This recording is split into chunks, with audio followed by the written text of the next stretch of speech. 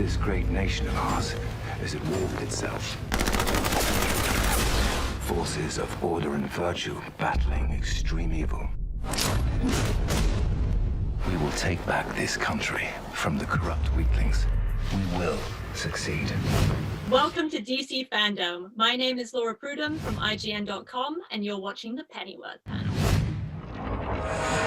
Joining me today are the stars of Pennyworth, Jack Bannon, Ben Aldridge, Paloma Paetz, and Emma Paetz, along with executive producer and creator Bruno and executive producer and director Danny Cannon. Welcome, everyone. So season 1 wrapped up back in September, which now seems like 100 years ago. But I want to start by looking back at kind of the genesis of the show and some of the biggest moments from the first season. So I guess, Bruno, we'll kick off with you. Coming off Gotham, what made you decide you wanted to tackle Alfred's story? What was the kind of key fascination with that character? The key thing there was that you've got this character who is central to the Batman Gotham mythology, literally one of the most famous characters in the world, Alfred, but no one really knew anything about his backstory. He's kind of a man on his own, a man to himself. So when you have a character like that has this very vivid present, it just seemed natural to want to know, or put another way, how does an SAS soldier, a highly decorated, militant, violent guy like that become a butler? Danny, as the director of the first 2 episodes and the finale, we should note, you got to kind of establish the look and the tone of the series. So can you tell us a little bit about how you and Bruno kind of found the right vibe and the right aesthetic for it? Being a DC property, you have this freedom to work within fantasy and realities. And as long as we kept our feet on the ground and everybody could relate to what they're watching and remember what they were watching, like Bruno said in the script, you can go 13 degrees different. That opened us up and gave us a freedom to be a bit more creative with the world that Alfred would inhabit. Jack, since the show is obviously a prequel to other portrayals of Alfred that we've seen, I read that you guys kind of try not to lean too heavily on the comics or kind of other portrayals that had come before because they were actually coming after, beyond kind of a slight maybe to Michael Caine. So was there a certain point in season 1 where you really felt that the character was your own, where you realized, I've got him? But I think it was later on in the body of the series, probably somewhere in episodes 2, 3, that I really started to find his rhythm, I felt. And it got to the stage where, Bruno's writing so good that I was able, coupled with my greater understanding of the character as it went on, I think I was almost able to kind of not learn my lines and kind of guess what he might say. And that for me was... that what you call it? Because I'm lazy, was quite a breakthrough, yeah. So that was good. He's being modest because actually when he walked into the table read, up until the table read, he was Jack Bannon. He walked into the table read and it was uncanny. He suddenly had the cool authority of the classic Alfred character. And I saw Jack in a suit and I opened the stage doors and I said, Jack, do the walk, because we got a silhouette shot of Jack walking just towards camera, and something clicked for me then, and that walk actually made it into the title design.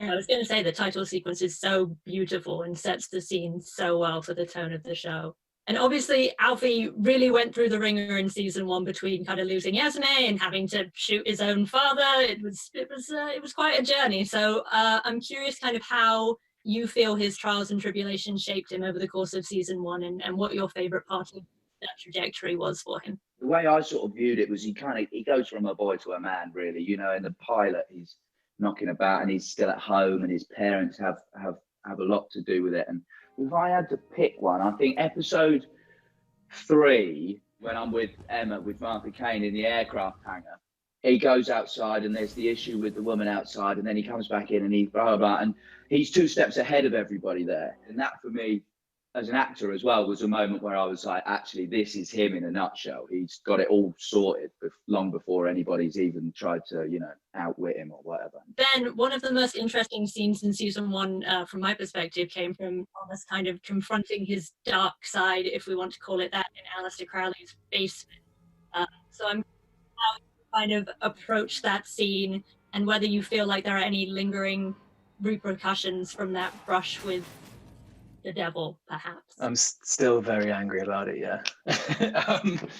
That was a real surprise to me. I think none of us saw that coming. And reading it, I was like, wow, okay. I didn't definitely didn't know it's headed in that direction. And then filming it, we actually had, I think I'm allowed to say this, we had 2 different endings of that episode. Am I allowed to say this, Bruno? One where Thomas strangled him and then burnt him alive after filling his mouth with film reel, and another where he almost kills him and then he's kind of consumed by this rage and then he stops himself just before that moment. So I didn't know for ages how that was which one we were gonna do. Obviously we filmed both versions. Emma, I love that the show is kind of expanding Martha's backstory beyond her just being kind of the catalyst for Bruce's eventual, career turn as Batman. So I'm curious kind of how much you know about her past as it stands now, either in terms of what Bruno's let you in on or what you've kind of come up with yourself to inform her character and how you're kind of tracing out her trajectory. She's not in the comics loads, any of them. She's going through them. One, there's like so many different versions that I found it not entirely helpful to go off that rather than what's on the page with what Bruno's created, because you'll kind of get your mind into knots about what you're playing when actually it's there on the page. And 2, she's not in it that much. She's only there as Bruce's mother. We don't really know much more about her than that. There's bits and pieces, but I think that's what's so great about the show, is seeing more than that for both her and Thomas. With all the female characters in the show, like, it's important to sort of contextualize historically. When we're in the 60s, we're talking about a time of change, like they were fighting for, the feminist movement, and there was like the women's liberation movement at that time. And obviously, like, America was a bit further ahead of the UK in that. So I think when I watch it and I see Martha Kane, like, she's like so kind of like comfortable in her own skin, she makes decisions in the way that it slightly offsets some of the British female. Like, I know from my perspective, like, I'm a bit torn between what I'd like to be as a British woman and what I am able to be on a social level. And I feel like I like the playing with the differences between that when I watch it, like American and British.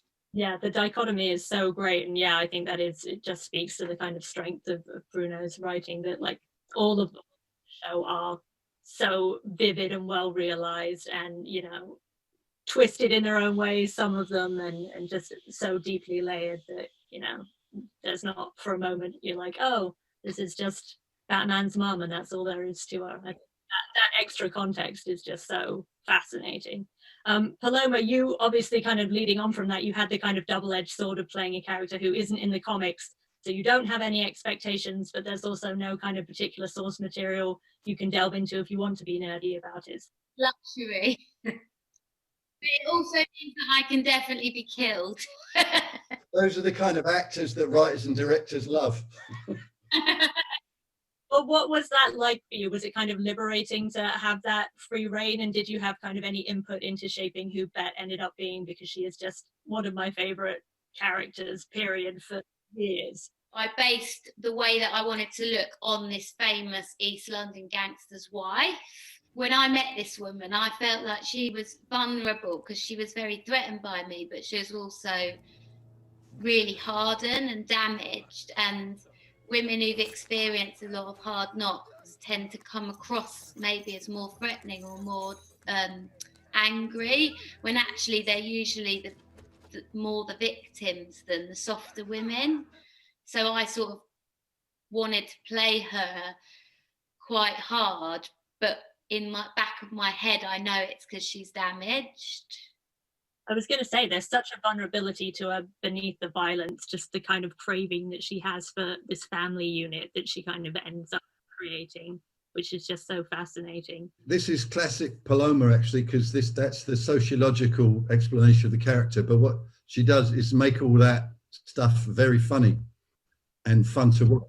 Well, Bruno, speaking about the kind of strong female characters in the show, I had to ask about the season 1 episode titles, because apart from the first 3, the rest all kind of pay homage to iconic real life women in the era. So I was curious, why you decided to go that route, and if you can give us any hint about what the episode titles in season 2 might follow in terms of theme. So I started just for my own self, like, you need some kind of division. So I just, Alma Cogan, I think, all right. And then it was just like, all right, keep doing that. Yeah, I'm afraid there's nothing more mysterious in that than that. I like it though, because I was watching it with my parents and they were like, Lady Penelope. And I was like, yeah, why not? So let's talk season 2. You guys, I think, had started filming before the pandemic halted productions across the world. So Bruno, can you give us kind of a preview of the arc of the season and how it might differ from season 1? Anything you can ease at this early? Season 2, he's now, and you'll see the difference, he's a harder, more sort of hairy, you couldn't be more masculine than Jack is already, but he's hardened, he's cynical. Basically after what has happened, he's desperate to get out of London and start the mythical life that we know he had in America. But he's got family ties and he's got loyalties in London, so he's basically torn between freedom, which for him is America, and all the old ties and binds that keep him in London. And that's essentially his journey through season 2. I have to remind the actors what happened. Ben, you got shot, and you'll be glad to know that you survive. Right. He goes back to America for the year to recuperate, and he starts moving up in the CIA. He comes back to London as the CIA station chief. And Martha has been there the whole time, and her transformation has probably been the largest of any of these characters, because she has gone full on into the Civil War. And being Batman's mum, she sort of found herself in the conflict. She's like a sort of, she's a cross between Lady Penelope and Che Guevara, really. I made that up just now, so don't hold me to that as future reference. Should I give you the big Easter egg for the season for these two that they don't know about yet? Please. This season, Martha gets pregnant. Ooh. Like it. Well, I want to pivot to fan questions because we've got some questions submitted from fans around the world. So I want to get to those. And advance if I muck up anyone's name. Diogo Oliveira from Brazil asks, what is the possibility we will get to see more Batman-related or DC characters in the show in season 2? Bruno, do you want to field that one? Yeah, and I guess I can say that there's little bits of there's Batman stuff that is coming in that I don't want to talk about because that stuff is best left as a surprise, and those who get it and those who don't. But the big Batman mythology character that is coming that we're going to meet this season is Lucius Fox. Love that. Nate from Canada asks, was the choice to make Martha a spy taken from a comic book, or was it an original decision? Everything I do in my life is taken from a comic book. I just don't know it.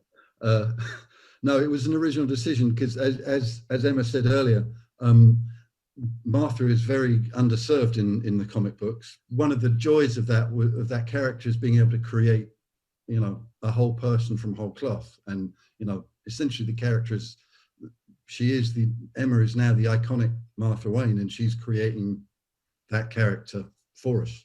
Franco from Chile asks, based on Alfred's experience and knowledge, if he wanted to, could he be a villain capable of defeating Batman physically and mentally? Yes. Definitely. Yeah, of course he could. He's taught Batman everything he knows, so he can quite easily gain the upper hand and defeat Batman if he wanted to. The final fan question then, Jason Kane from the United States, good name, asks, the set design and costumes were amazing, really bringing the world of Pennyworth to life. Could you tell me a little bit about the process behind both? I think we just, again, you don't just hire talented people, you hire people that really feel passionate about the material. And those experts having those people around you. Like I said, in a pilot, you constantly have this discussion of that's the right gun, that's the wrong gun, that's the right car, that's the wrong car. And you build this palette that you use from that point onwards. Very much like actors finding their character, your production designer finds his world, your costume designer finds their world. And it's tricky, it's really painstaking in the first few episodes, but once everybody gets it and we're all in the same world at that point, then the flair comes, and then people start making risks, taking risks, and going off book a little bit, and that's when things get really exciting, like season 2.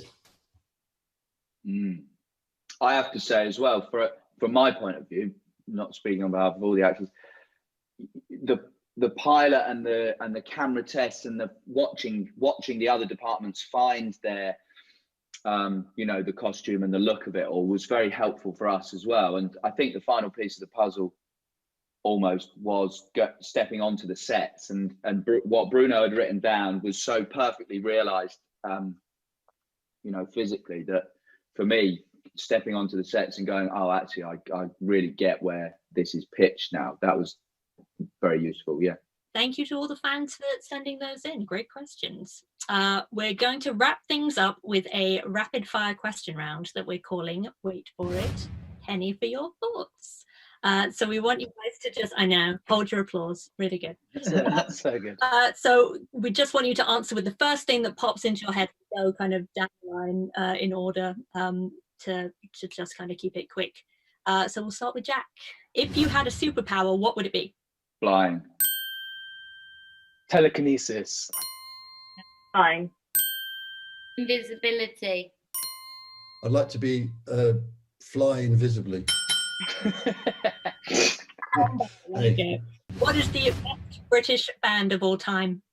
Rolling Stones. Spice Girls.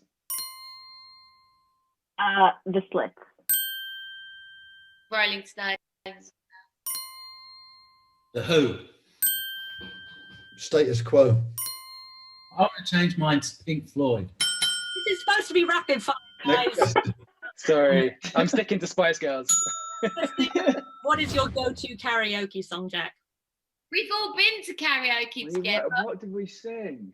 We went to karaoke twice in LA. You didn't sing anything, Jack. You ran away and you stood on the street. Hey, come on. I said I don't do karaoke, and then I had to have the mic torn out of my hand, I think. We sang a fair bit. I didn't sing this, but I'm quite good at Snoop Dogg, Drop It Like It's Hot. It's probably some Alanis Morissette. White Rabbit by Jefferson Airplane. And there's a lot of pictures of me doing it, and I look like the angriest karaokeer in the land. I don't think I really got the vibe of the song. I was just sort of screaming it at my grandma. It wasn't very good. I Will Always Love You, Whitney Houston. It's really not fair going to karaoke with Paloma, by the way. No. Just say No. I enjoy myself. Jackie by Scott Walker. There's a very short list of songs you can do. It's either Sweet Caroline or Folsom Prison Blues or My Way. Final question then. Describe Pennyworth season 2 in one word. Non-existent at the minute. Sexier. Dynamic. I would say war. That's unfortunately all we have time for, so I want to thank the cast and producers of Pennyworth so much for taking the time to talk, and thank all of you at home for watching. I can't wait to see what Pennyworth season 2 has in store. Bye everyone. See you. See you guys soon. Bye, guys.